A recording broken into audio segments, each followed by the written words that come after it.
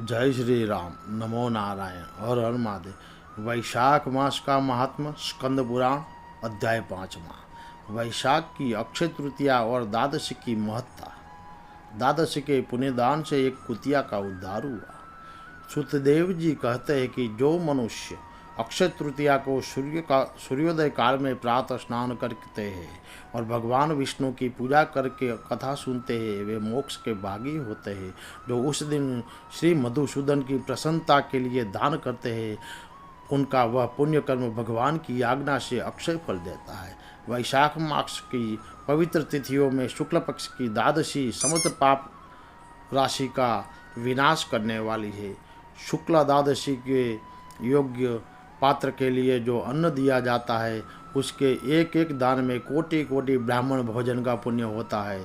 शुक्ल पक्ष की एकादशी तिथि में जो भगवान विष्णु की प्रसन्नता के लिए जागरण करता है, वह जीवन मुक्त हो जाता है। जो वैशाख की द्वादशी तिथि को तुलसी के कोमल दलों से भगवान विष्णु की पूजा करता है, वह समूचे कुल का उद्धार करके वैकुंठ लोक का अधिपति होता है। जो मनुष्य त्रयोदशी तिथि को दूध, दही, शक्कर, घी और शुद्ध मधु, इन 5 द्रव्यों से भगवान विष्णु की प्रसन्नता के लिए उनकी पूजा करते हैं, तथा जो पंचामृत से भक्तिपूर्वक श्री हरि को स्नान कराता है, वह संपूर्ण कुल का उद्धार करके भगवान विष्णु के लोक में प्रतिष्ठित होता है। जो सायंकाल में भगवान विष्णु की प्रसन्नता के लिए शरबत देता है, वह अपने पुराने पाप को शीघ्र ही त्याग देता है। वैशाख शुक्ला द्वादशी में मनुष्य जो कुछ पुण्य करता है, वह अक्षय फल देने वाला होता है। प्राचीन काल में काश्मीर देश में देवव्रत नामक एक ब्राह्मण थे। उनके सुंदर रूप वाली एक कन्या थी, जो मालिनी के नाम से प्रसिद्ध थी। ब्राह्मण ने उस कन्या का विवाह सत्यशील नामक बुद्धिमान द्विज के साथ करा दिया। मालिनी कुमार्ग पर चलने वाली पुंचली होकर स्वच्छता पूर्वक उधर उधर रहने लगी। वह केवल आभूषण धारण करने के लिए पति का जीवन चाहती थी। उसकी हितैषणी नहीं थी। उसके घर में काम काज करने के बहाने उपपति रहती थी। सभी जाति के मनुष्य जार के रूप में उसके यहाँ ठहरते थे। वह कभी पति की आज्ञा का पालन करने में तत्पर नहीं हुई। इसी दोष से उसके सब अंगों में कीड़े पड़ गए, जो काल, अंतक और यम की भांति उसकी हड्डियों को भी छेद डालते थे। उन कीड़ों से उसकी नाक, जिह्वा और कानों का उच्छेद हो गया। स्तन तथा उंगलियां गल गई। उसमें पंगुता भी आ गई। इन सब क्लेशों से मृत्यु को प्राप्त होकर वह नरक की यातनाएं भोगने लगी। 1,50,000 वर्ष तक वह तांबे के भांड में रखकर जलाई गई।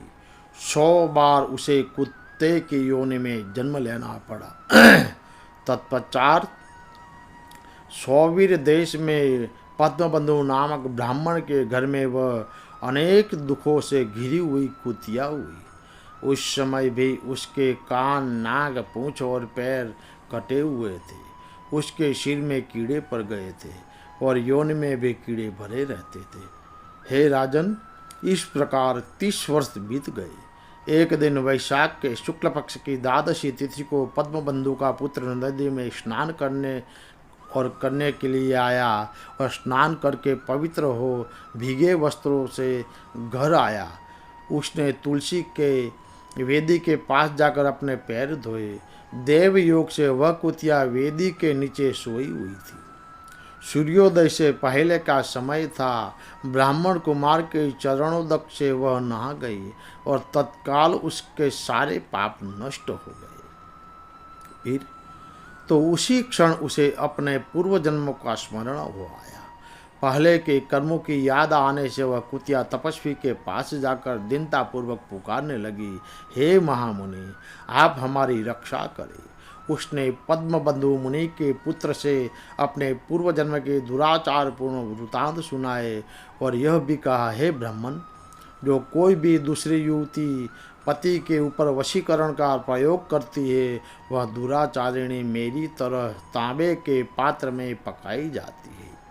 पति स्वामी है, पति गुरु है और पति उत्तम देवता है।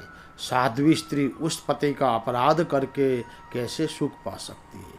पति का अपराध करने वाली स्त्री सैकड़ों बार तीर्थ योनि में यानी कि पशु पक्षियों की योनियों में और अरबों बार कीड़े की योनि में जन्म लेती है। इसीलिए स्त्रियों को सदैव अपने पति की आज्ञा का पालन करना चाहिए।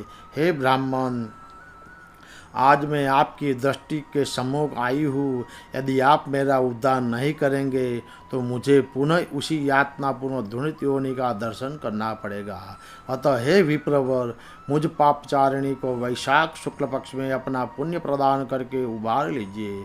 आपने जो पुण्य की वृद्धि करने वाली द्वादशी की है, उसमें स्नान, दान और अन्न भोजन करने का और जो पुण्य हुआ है उससे मुझे दुराचारणी का उद्धार हो जाएगा। हे महाभाग, दीनवत्सल, मुझ दुखिया के प्रति दया कीजिए।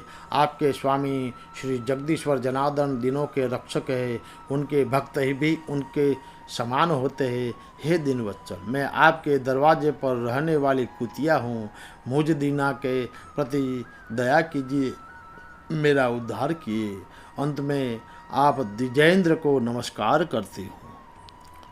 कुतिया बोलती है, भर्ता नाथो गुरु भर्ता, भर्ता देवता मुक्तम, विक्रिया कृत्य साध्वी सा कथम सुखम वावृतम। उसका वचन सुनकर मुनि के पुत्र ने कहा, हे कुतिया, सब प्राणी अपने किए हुए कर्मों को ही सुख दुख रूप फल भोगते हैं। जैसे सांप को दिया हुआ शर्करा मिश्रित दूध केवल विष की वृद्धि करता है, उसी प्रकार पापी को दिया हुआ पुण्य उसके पाप के कर्म में सहायक होता है। मुनि कुमार के ऐसा कहने पर कुतिया दुख में डूब गई और उसके पिता के पास जाकर अंतर्वस्त्र से रुदन करती हुई बोली, पद्मबंधु बाबा, मैं तुम्हारे दरवाजे की कुतिया हूँ। मैंने सदा तुम्हारी जूठन खाई है, मेरी रक्षा करो, मुझे बचाओ। गृहस्थ महात्मा के घर पर जो पालतू जीव रहते हैं उनका उद्धार करना चाहिए, यह वेद वेताओं का मत है। चांडाल, कौवे, कुत्ते वे प्रतिदिन गृहस्थों के लिए दिए हुए टुकड़े खाते हैं। अब अतः उनकी दया के पात्र है। जो अपने ही पाले हुए रोगादि से ग्रस्त एवं असमर्थ प्राणी का उद्धार नहीं करता, वह नरक में पड़ता है। यह विद्वानों का मत है। संसार की सृष्टि करने वाले भगवान विष्णु एक को कर्ता बनाकर स्वयं ही पत्नी, पुत्र आदि के व्याज से समस्त जंतुओं का पालन करते हैं। अतः अपने पोष्य वर्ष की रक्षा करनी चाहिए, यह भगवान की आज्ञा है। दयालु होने के कारण आप मेरा उद्धार कीजिए। दुख से आतुर कुतिया की यह बात सुनकर घर में बैठा हुआ मुनिपुत्र तुरंत घर से बाहर निकला।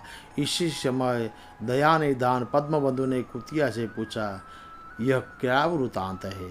तब पुत्र ने सब समाचार को सुनाया। उसे सुनकर पद्मबंधु बोले, बेटा, तुमने कुतिया से ऐसा वचन क्यों कहा? साधु पुरुषों के मुंह से ऐसी बात नहीं निकलती। हे वत्स, देखो तो सब लोग दूसरों का उपकार करने के लिए उद्यत रहते हैं। चंद्रमा, सूर्य, वायु, रात्रि, अग्नि, जल, चंदन, वृक्ष और साधु पुरुष सदा दूसरों की भलाई में लगे रहते हैं। दैत्यों को महाबली जानकर महर्षि दधीचि ने देवताओं का उपकार करने के लिए दयापूर्वक उन्हें अपने शरीर की हड्डी दे दी थी। हे महाभाग, पुण्यकाल में राजा शिव ने कबूतर के प्राण बचाने के लिए भूखेबाज को अपने शरीर का मांस दे दिया था। इसके पहले पृथ्वी पर जिमुतवाहन नामक राजा हो गए। उन्होंने एक सर्प का प्राण बचाने के लिए महात्मा गरुड़ को अपना जीवन समर्पित कर दिया था। इसीलिए हे विद्वान ब्राह्मण को दयालु होना चाहिए। क्या इंद्रदेव शुद्ध स्थान में ही वर्षा करते हैं, अशुद्ध स्थान में जल नहीं बरसाते? क्या चंद्रमा चांडाल के घर में प्रवेश नहीं करते? अतः बार बार प्रार्थना करने वाली इस कुतिया का मैं अपने पुण्यों से उद्धार करूँगा। इस प्रकार की पुत्र की मान्यता का निराकरण करके परम बुद्धिमान पद्मबंधु ने संकल्प किया कि हे कुतिया, ले, मैंने द्वादशी का महापुण्य तुझे दे दिया।